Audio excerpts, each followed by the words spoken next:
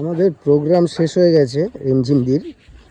এখন যেহেতু বকখালির খুব কাছাকাছি, মানে আমরা বকখালি থেকে বলা যায় 1 কিলোমিটার পিছনে আমরা শোটায় এসেছিলাম। তো এখন রিমঝিমদির শখ হয়েছে এই মাঝরাত্রিরে, আজ রাত এখন 12টা 12:30 বাজতে যায়।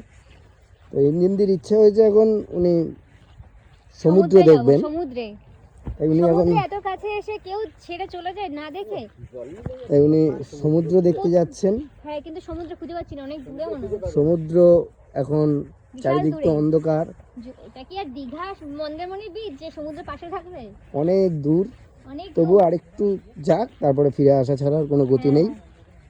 সমুদ্র অনেক দূর অনেক দূর অনেক দূর এখান থেকে, মানে দেখতে পাচ্ছি আমি এখনো চোখে পড়েনি, তার ক্যামেরায় কি ধরা পড়বে। যাই হোক, এই অবধি যাবো, তারপর বাড়ি চলে যাবো। তবুও সমুদ্র তো বলতে পারবে না যে তুই এলি আমার কাছে দেখা করে গেলি না। সমুদ্রের একটা জলের আওয়াজ পাচ্ছে, ঢেউয়ের মেবি। এই যে সমুদ্রের আওয়াজ একটু আসছে, কম বেশি। জল কত দূরে আর যাওয়াটা ঠিক হবে না, অনেক দূরে, কারণ কোথায় কিরকম কি পরিস্থিতি না পরিস্থিতি আমরা কেউ জানি না। আর যাস না তো এটা সমুদ্র বোঝাই যাচ্ছে, কারণ আওয়াজ পাচ্ছি জলের।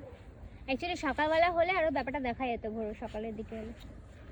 যাই হোক, বাপনদা চলে এসেছে টর্চ নিয়ে। বাপনদা টর্চ দিয়ে আমাদের শ্রীলঙ্কা দেখতে পাবো এখান থেকে। বাপনদার টর্চে আমরা শ্রীলঙ্কা দেখতে পাবো, সমুদ্রের এই পার থেকে ওই পারে শ্রীলঙ্কা দেখতে পাচ্ছি।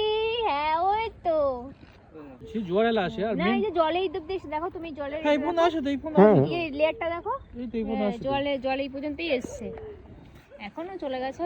ওরও তো বিশ্রাম করতে হবে নাকি? কিছু বলো, আপনি কিছু বলুন সমুদ্র দেখতে এসে। এই যে বললাম বিশ্রাম করতে, ওইখানে চলে গেছে একটু দূরে। বাবা কত লাইট, রাত্রি 12টা বাজে এখন।